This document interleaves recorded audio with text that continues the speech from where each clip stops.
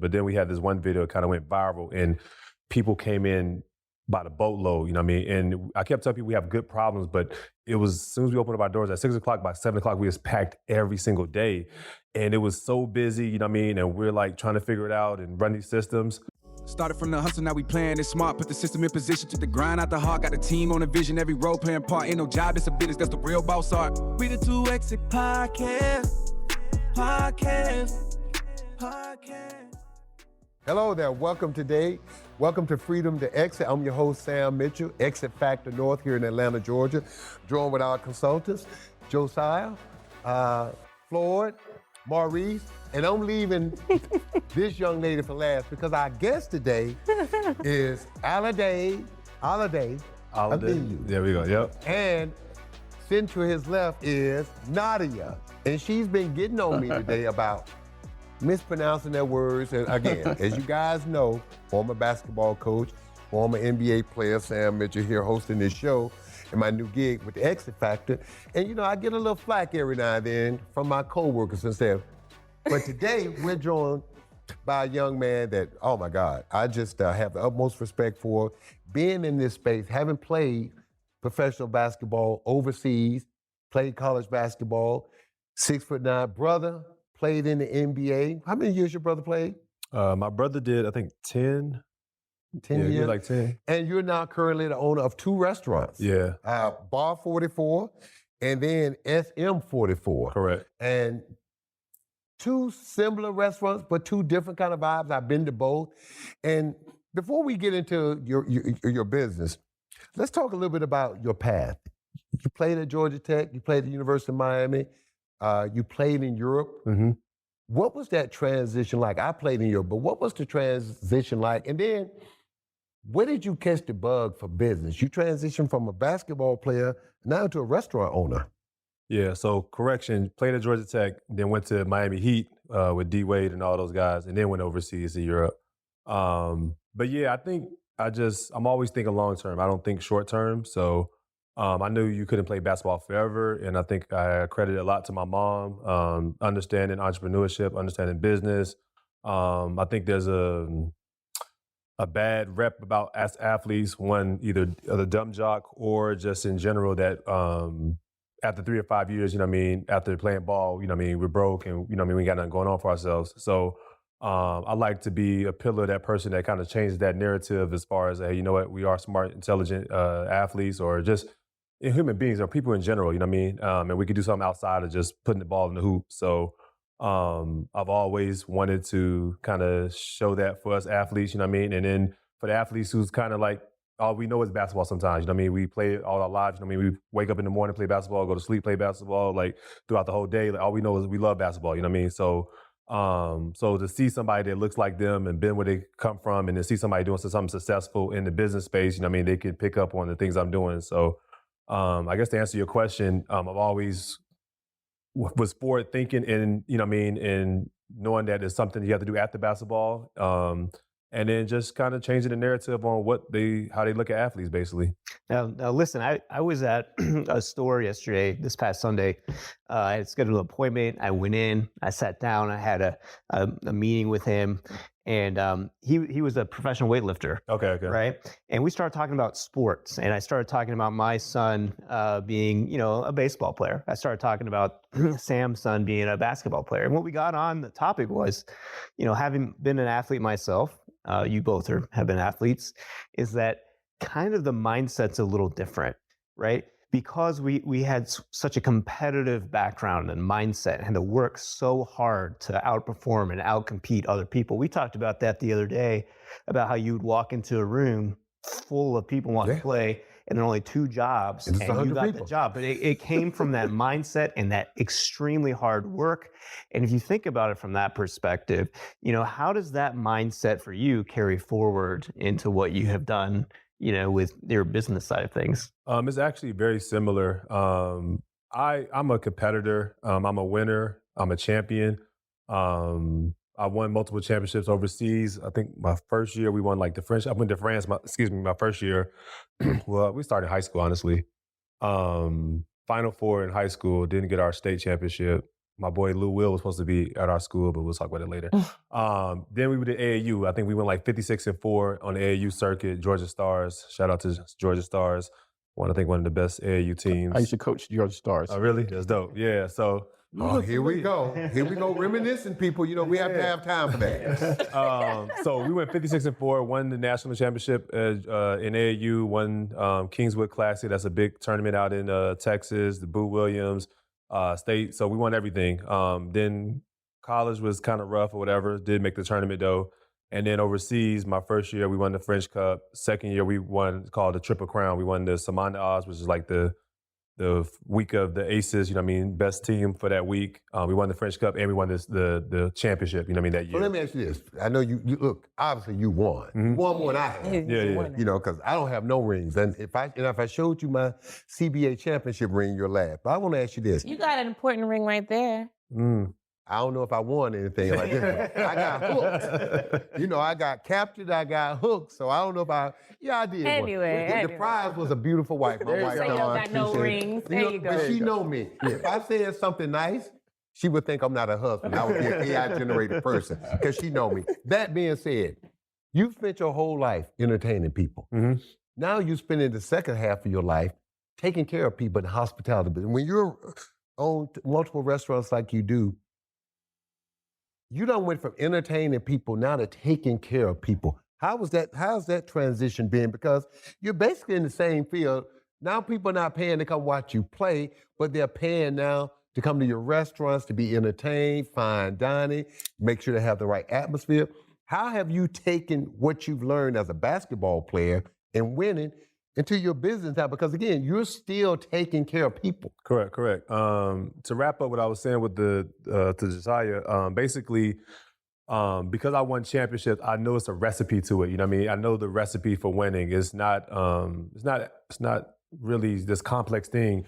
Obviously, there's discipline, there's team camaraderie, there's grit, there's determination, there's willpower. You know what I mean? There's perseverance. These same things apply to quote unquote business. You know what I mean? When it comes to business, it's more understanding financial numbers and nuances there as well. But it's still that same recipe that I did from basketball as far as, being and winning at the highest level. And then I apply it to the same thing as business. You know what I mean? I need a team. I can't do it by myself. There's times when business gets tough and you're going to have to persevere, you know what I mean? And you're going to have to fight and get over that hump. So a lot of the certain similar qualities you need to be a great athlete or to even make it to the highest field in athletics, you know what I mean? It's the same thing pretty much in business. You know what I mean? They're both competitive and they both take a certain kind of character and will. And to kind of go into your question, you asked about entertaining. So I think I'm still entertaining, to be honest. You know what I mean? People still come to see me. So people obviously came to games to come see me. And I was mentioning that earlier before we got on, even at Bar 44, when I leave, I think people want to see me and I be wanting people to see the business. So I'm trying to kind of almost say, hey, you know what? The businesses are bigger than me. I want the business to be bigger than me versus I want to see you. So Maurice, you got a question with that. It seems like from a standpoint of, and in Florida, I can see your mind turning from a standpoint, all that's great, but the plan, right? People like this, people like that, but what's your business plan? Because at the end of the day, like a basketball player, like a basketball coach, you got to have a plan. And you two guys have spent your whole life, especially you, Florida, in planning and coaching people like this, business owners. What is some of the things that you look at when you look at a business like his, as far as you got all these ancillary things that are great, but at the end of the day, it's that plan what's going to get it done. Yeah, I think you've hit it right. At the end of the day, it's really still about when you're at the top, when you're at that leadership level that you are, it's about strategy, right? Yes. So what we have to do, I'm sure this happened to you, when you first started, you had a lot, we talked about this a lot, you wore a lot of hats, right? You had to because you're just starting, but as you matriculate through the process of building and scaling, you got to take those hats off and you got to start delegating and you got to start finding, your core team, using an analogy of a basketball team, your core team, find people who actually can do things really well and hand those things off to that core team so you can be more strategic in your thinking about where you want your company to go. Correct. That happened to you, right? I know Correct, that, correct, right? absolutely. Talk about that a little bit, how that process worked. Yeah, when you first starting off, you know what I mean, you kind of bootstrap. I mean, well, like I mean, so you're mopping the floors. You're like doing I mean, it's everything. your idea. So when I started Bar 44, it was cool to me, you know what I mean, because it's in my mind. I'm the creator of it or whatever. But Right. the thing is, you have to convince everybody else is cool. You know what I mean? So I remember I was playing out in Puerto Rico, and I was come up. I think my dad came visit me, and I was excited every day. Like, oh, I got this concept Bar 44. I'll call my brother and be like, hey, you know what? He's like, nah, I don't think it should be Bar 44. It should be this. Now I'm like, no, that's the name. It rolls off the tongue really well. It's cool.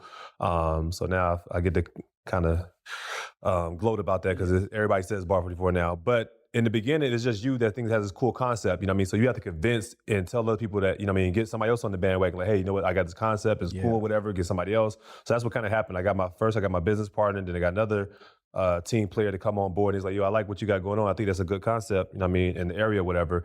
Then we got employees and staff to say, hey, you know what, we want to buy into this this concept that you're bringing to the space or whatever.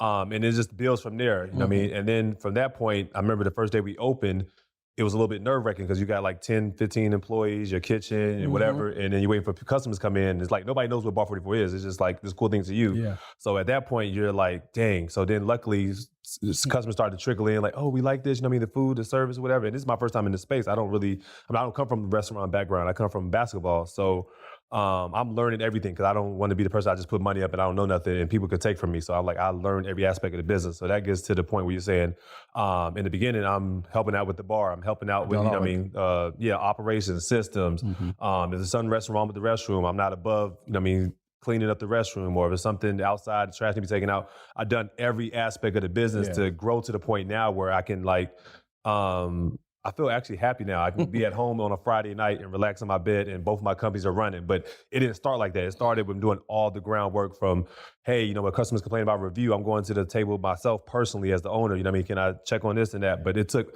a lot of sweat equity and blood, sweat, and tears and being there every single day and getting to the point where I can feel like I'm a boss. I'm not just a employee of my business. How important was that for you? Like that transition? It was big because I never wanted to...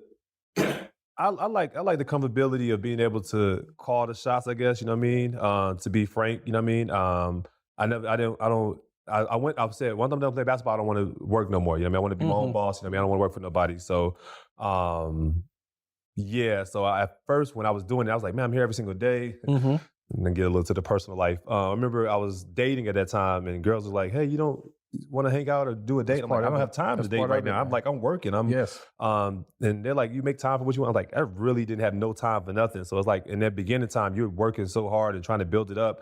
You don't have time for that. You know what I mean? It was just like, I was like, I'm trying to, but I'm passionate about this. What would you say to the people that are in that position that's been there for 10 years though, and they're just stuck in that? It's like you've seen that vision I had at Friday. It's like, yo, I'm good with my family versus in the business. Yes. So you got to have the vision. One, you have to have trust. You know, you have to delegate. In order to even get to the web, you have to be able to delegate. You have to trust. So now I have a GM at each place, you know what I mean, or a manager at each place, you know what I mean. And then once you have to be able to release too. And once if you're so hands on your business, you're not going to be able to get to that point. So you got to be at a point where, you know what, I trust this person to take care of it just as much as I would take care of it. You know what I mean? Once you get somebody like that, you have to be able to confidently give them the realms to do that. You know what I mean? If you don't, you're going to continue just to be there, you know what I mean, and working in it out every single time. So you have to trust and say, you know what, and they're going to mess up, you know what I mean, whatever, and they're not going to do it like you do it because it's your business. But if you give some type of equity or some stake in the thing, they're going to treat it like their own, you know what I mean? And that's what I do sometimes is I'll give them some type of interest in the building. You can really see, you know, based on everything you just said,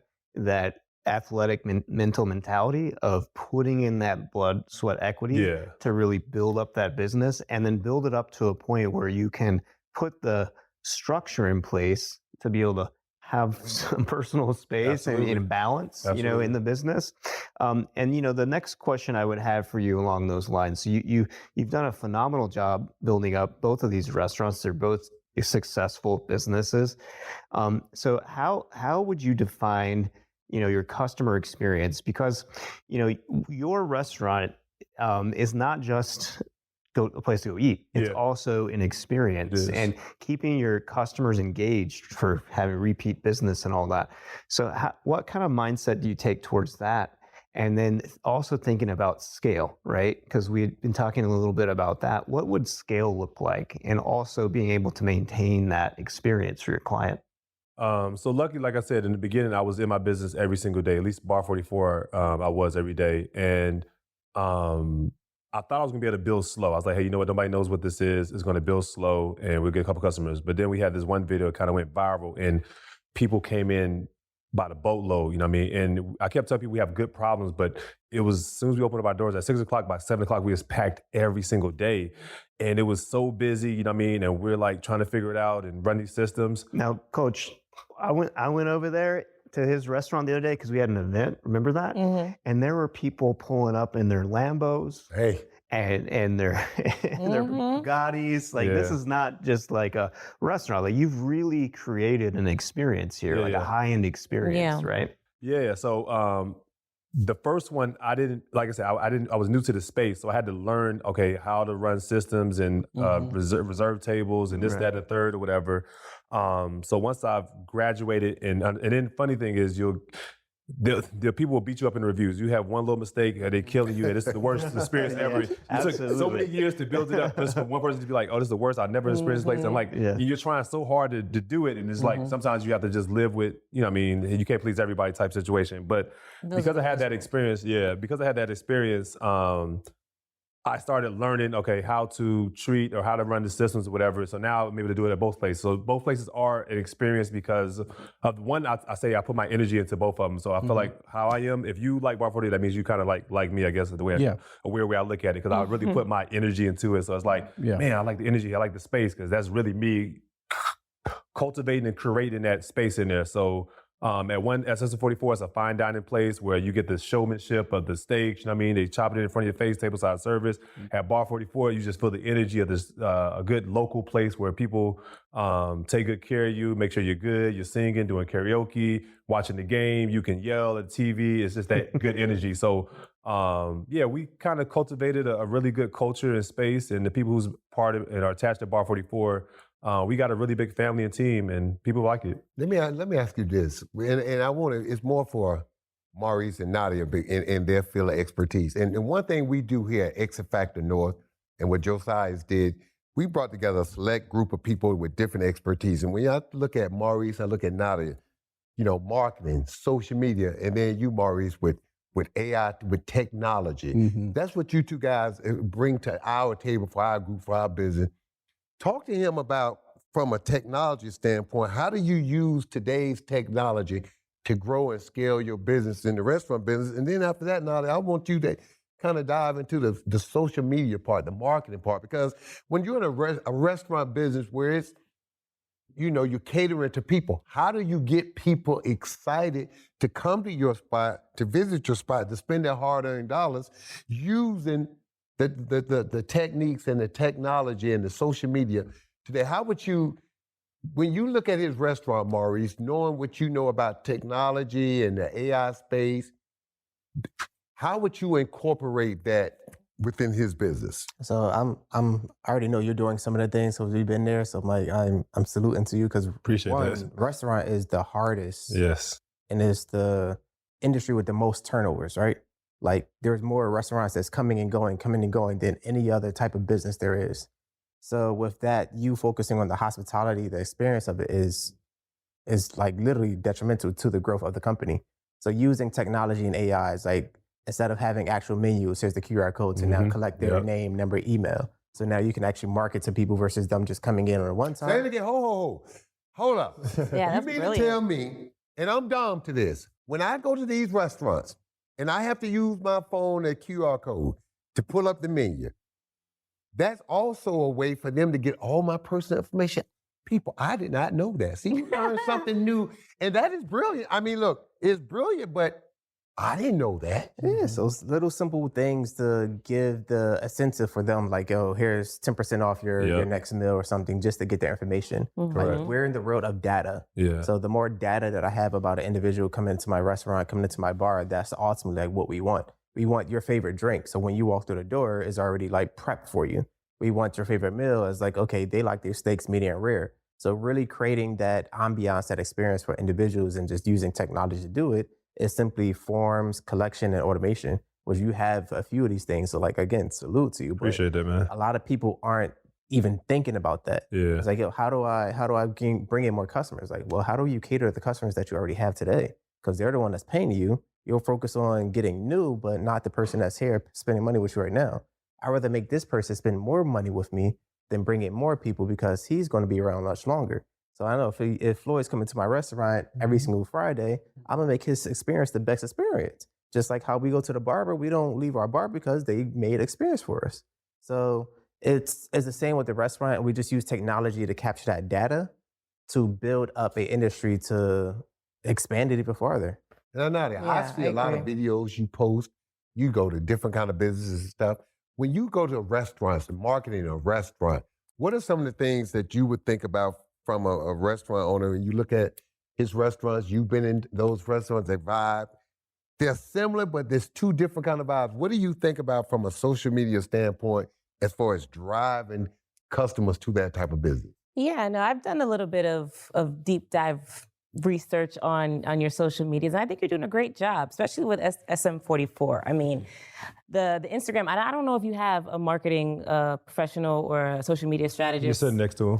That's right. That's what we do here, people. You got that hat on too? You're sitting next to him. It's on right now, Yeah. right? No, it's beautifully put together and curated. Like when you look at the Instagram page, you're supposed to get a sense of the atmosphere when you walk in. That's how I feel on the Instagram page. You're supposed to get an idea of what you're going to get once you walk through those doors. And it's nothing but high quality, high resolution photos, great videos. You even have some segments where you do some comedic kind of skit-based things. Those are mainly on your Facebook page, I believe, though. I don't know. Those, we do more of the comedic stuff on Bar 44. That's like that On the Bar local 44 one. side, SM44 is a little bit more fine dining. We kind of focus on and the... you see that. You see the lights, you see the ambiance, you see the hues and the different colors. Like it's very well put together. But so we all know how important marketing is to the success of a business. So I agree with Maurice, to cater and to appease to those regulars, but you do want to expand, you do want to scale, and you do want more people coming through those doors experiencing what you have to offer. So you are doing a great job with what you got going on right now. Just from my opinion. And I gotta say, I'm like very impressed, having been a professional athlete and then putting in the sweat equity to figure out what structure needs to be in place, what social structure needs to be in place, right? For not just for you, but for your management and then also your customers, right? So you've got that figured out. You've got the marketing aspect figured out. And really, when it comes down to it, those things actually are what drive the majority of a business value as opposed to just singularly looking at revenue and profitability. It's the structure of the business. It's the social aspect of the business that you have set up, right? It's those things that actually impact the value of your business more than anything else. And being somebody that has come in and figured that formula out, I've got to say that's very impressive. Thank you. Yeah, like I mentioned earlier, you have to wear every hat. In the beginning, you're not going to have this huge investment to be like, okay, I can just pay this person. So you have to almost wear every hat, you know what I mean? So I feel like I've worn the operation hat, the marketing hat, the CEO hat, the bartender, whatever hat I had to wear that, you know what I mean? I tried to find out, okay, what suits me the best. And I think I'm pretty good at connecting with people, marketing, and I'm pretty good at operations as well too. But then as I get to kind of dig deeper into like what I like to do, I can start delegating. Okay, you know what? I might not want to do the operations as much. I can have somebody do the accounting or have somebody do the CFO or whatever position you need to do. You can start delegating as you build and get more funds. But in the beginning, you have to be everything. What are you actively doing to ensure that happens? Because I know you mentioned earlier, wherever you're at, that's where the people are at. But you want it to eventually become like, they're just there regardless of if you're 10 feet away or not. So it's like, how are you separating yourself from the hype of Bar 44 and SM44? I think the two things I'm trying to do right now is, I want the brands or the business to be bigger than me, you know what I mean? So I know the social, as far as social goes, Bar 44 social is bigger than me, and SM44 has like almost 80,000 followers, it's bigger than me. So those two are bigger than me right now. So whether I'm there or not, people will still come out to them. And then also I try to pull away from being the face of the brand. So I have a great executive head chef at SM44, celebrity chef. He's cooked for Kanye, he's cooked for Kim Kardashian, he's cooked for Travis Scott. He took a little bit of everybody. You know what I mean? And he makes the recipes and the menus. Yeah. So we kind of go over together. Yeah, we go over together, and he's like the one leading culinaries over there. And he's like a face. You know what I mean? He's like a celebrity chef. You know what I mean? So which is cool. So I try to pull away and let him be the main guy. And then at Bar 44. I'm working, I think my bartender is kind of like that person I have over there, to be honest, is really dope if you would like him. And then just the name and the 44 brand in general is starting to get bigger. So I think by being able to pull away and let the brands get bigger and focus on that, it kind of allows like, hey, I just go there because it's 44 and it's a good vibe versus it's Alade. But I mean, I still have people that want to see me and I'll be there, but the brand gets bigger. You just said something unique there. You said, it was set up to where it could just kind of do its own thing and run itself. So to you, what was the first sign that you were in that spot where it can just become its own entity and kind of run itself? And what was that first sign for you that you have something that you can really scale?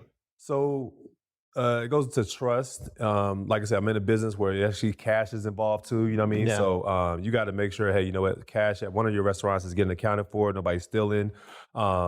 Make sure I have professional people at my SM44 place a little bit better. So I'm not worried about them drinking behind the bar or, running around doing stuff, you know what I mean? Because you get a little slippage and loss, but I have a really good solid team over there. Bar 44, I think when I started there, it was like more like family. So it's a little bit more, we had to get a little more strict over there. You know what I mean? It was a little bit too kind of comfortable and loose, and we had to tighten up a lot of stuff and had to do like hirings over there. So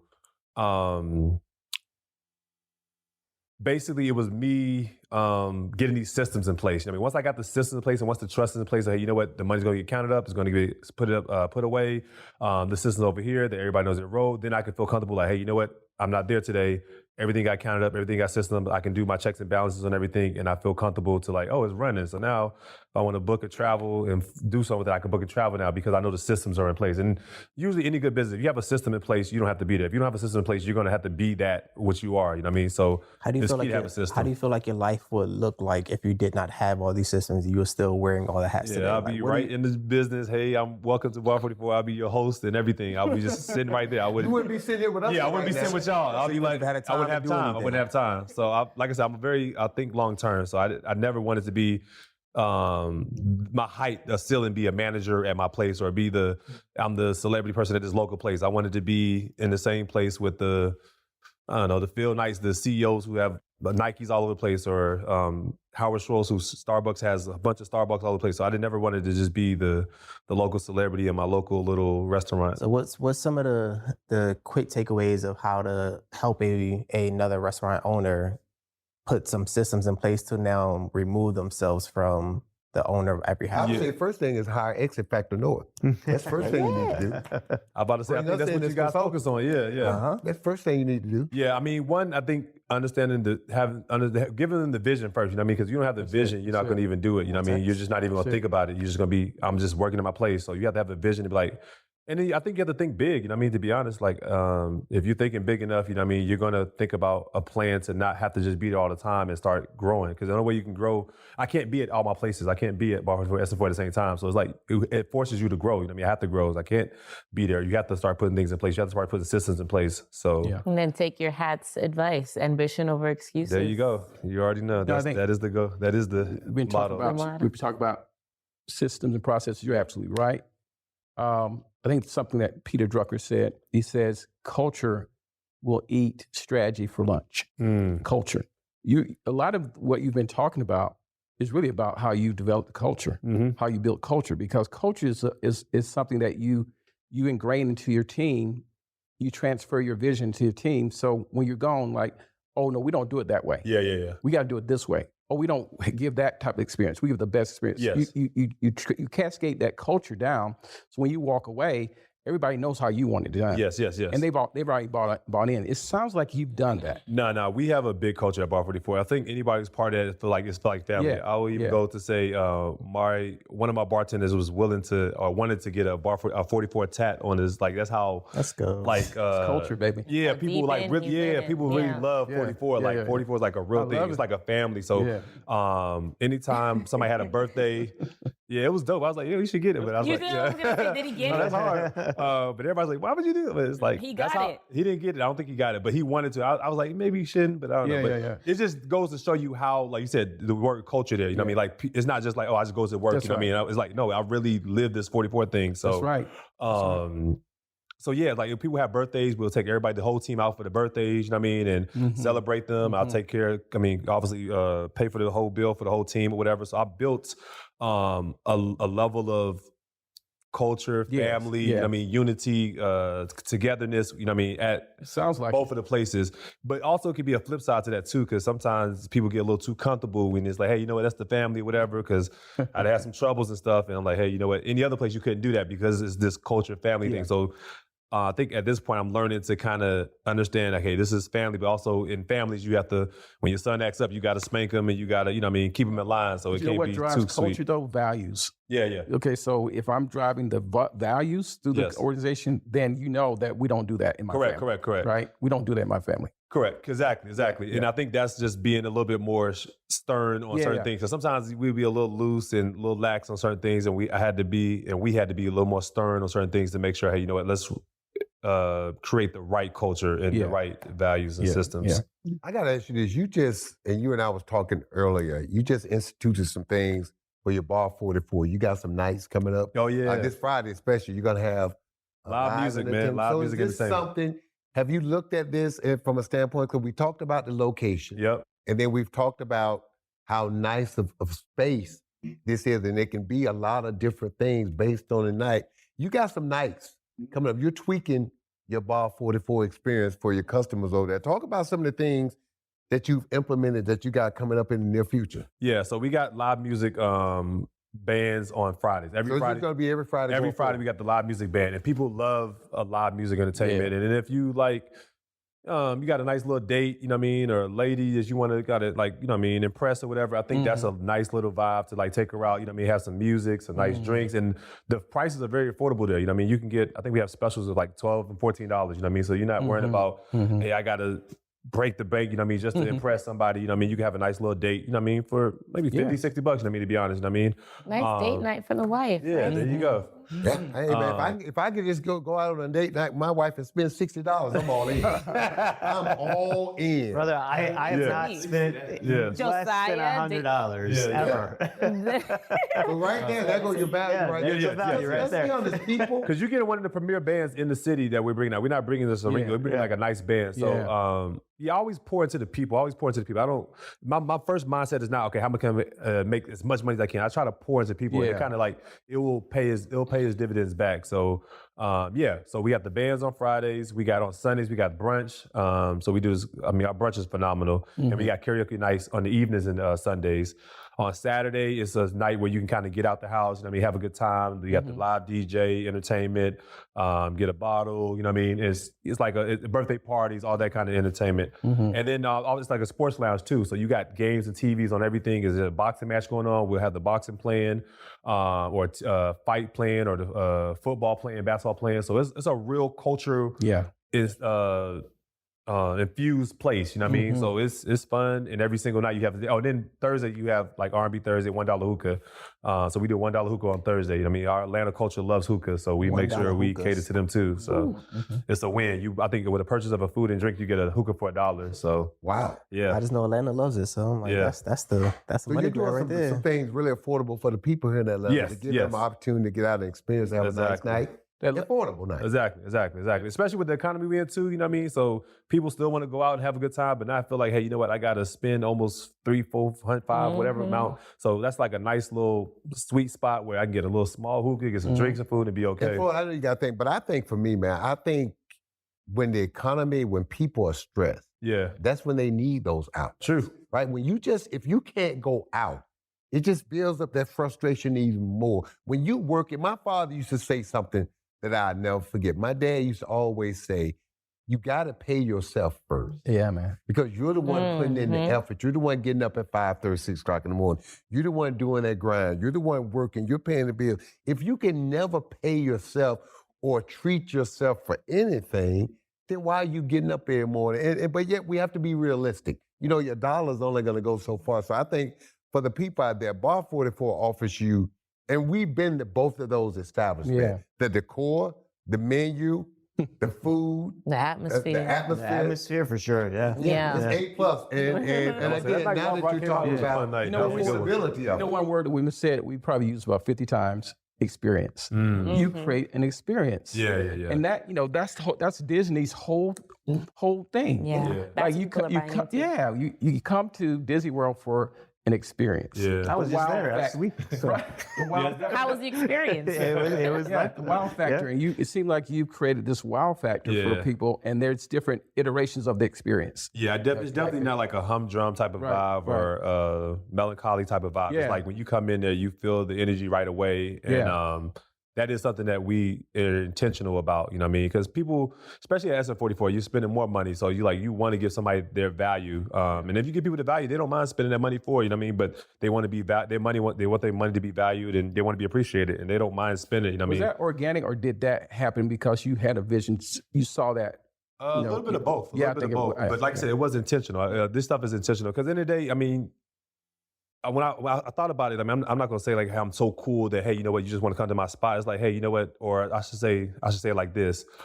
There's many restaurants to go to. There's many bars to go to. You know what I mean? So it's like, I'm not doing anything that's so invigorating to be like, hey, you know what, you have to come to this one. So you have to create something that makes your place a little bit stand out a little bit more than everybody else, you know what I mean? Because in the day, you know what I mean, you can get food any other place, you know what I mean? But people say, I want to go to a Bar 44 because, like I said, that experience, that energy, the people that frequent my place, like, I've gotten the attention of Jay-Z. I've gotten the attention of a lot of different entertainers and artists. They come in there.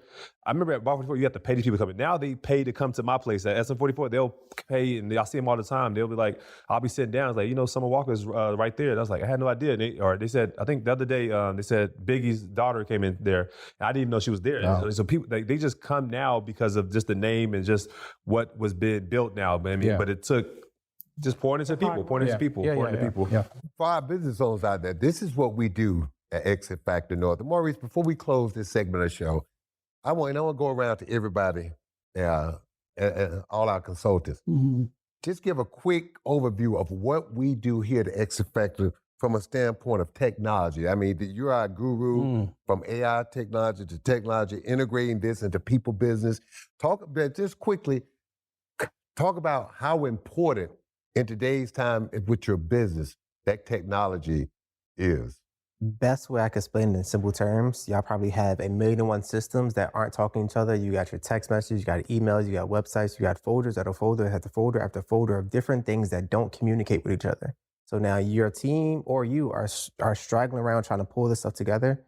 AI and technology is basically putting everything in one system, one warehouse. That way, when you want to know what to do in your organization, is just right there. Your marketing is right there. Your operations is right there. Your sales is right there. Your finance is right there. Everything is in one system. And then it's you getting in front of your competitors a lot faster. You're reducing the amount of time that it's taken a client to become a customer. Floyd, we talk about culture a lot. You're a coach. You're a professional coach. I was a coach, but I coach sport.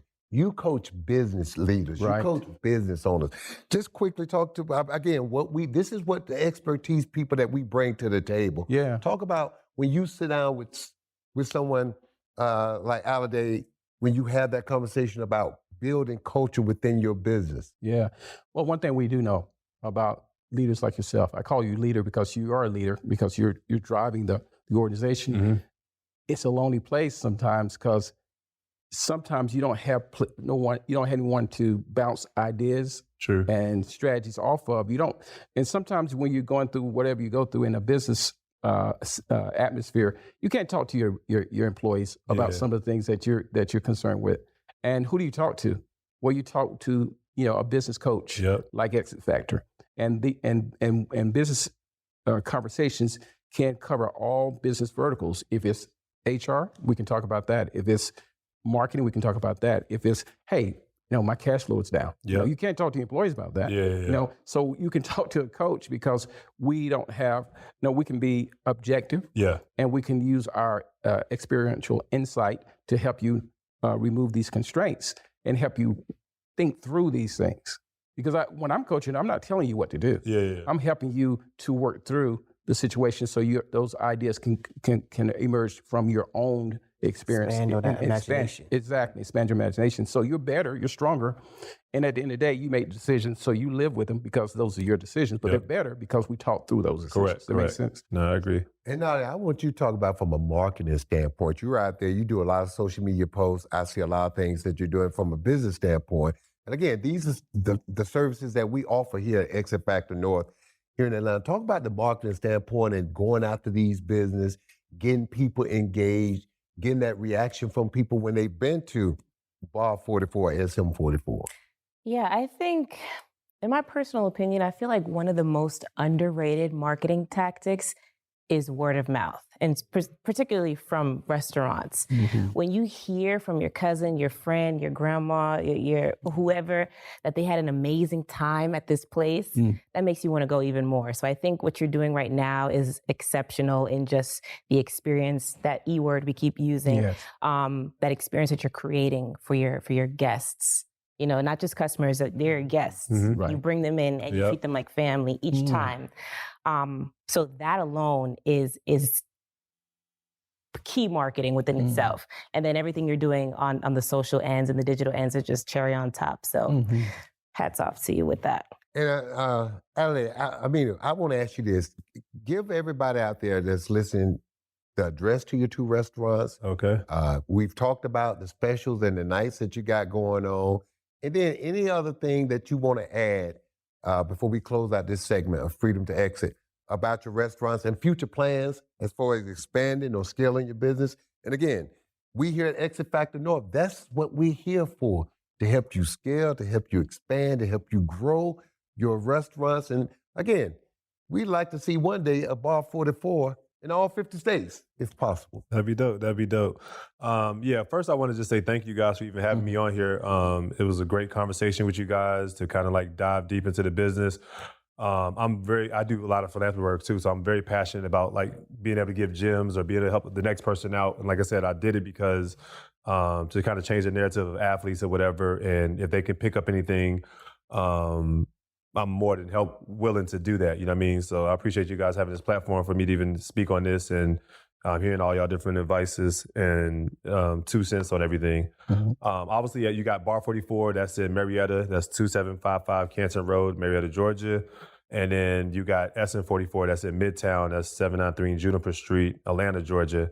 And I know I'm super excited about the World Cup coming here because that was going to be a lot of business for everybody, you know what I mean, in the city here in Atlanta. So that's going to be really cool. We actually got to talk to you about that. We got to talk to you about that. We got a whole activation with the World Cup. Oh, yeah. We need it in different languages, too. We got all of that. You got these in different languages. I do a lot of and you know this, we both played in Europe. Yeah. And it was so refreshing when we would go to a place that it would have things in English for us. It just made us feel more comfortable. And when you're a foreigner traveling to another country and those restaurants or those businesses go to that extra step to just clarify things in your native language, it just makes you feel more comfortable and want to be there. 100%. 100%. Experience. Yeah. And now look, last but not least, our president, Josiah Wiley, president of Exit Factor North, who helped put this whole thing together. Josiah, I want you to close this show by talking about what we do, how we do it, and why we're the best at what we do, and the reason and why you brought this collection of consultants together, because we all bring a different area of expertise to what we bring to our company.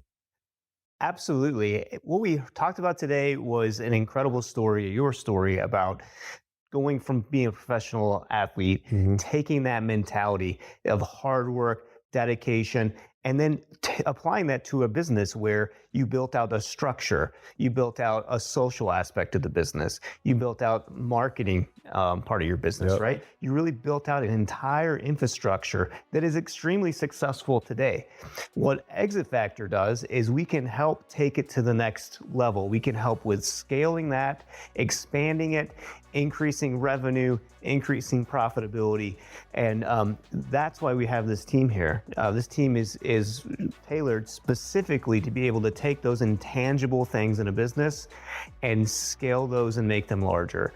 And that being stated, I'd like to just thank you for coming in today. Absolutely, man. It was great Appreciate to have you, and we'd love to see you next time on Freedom to Exit. Thank you. That's been the show today. Freedom to Exit. Take care.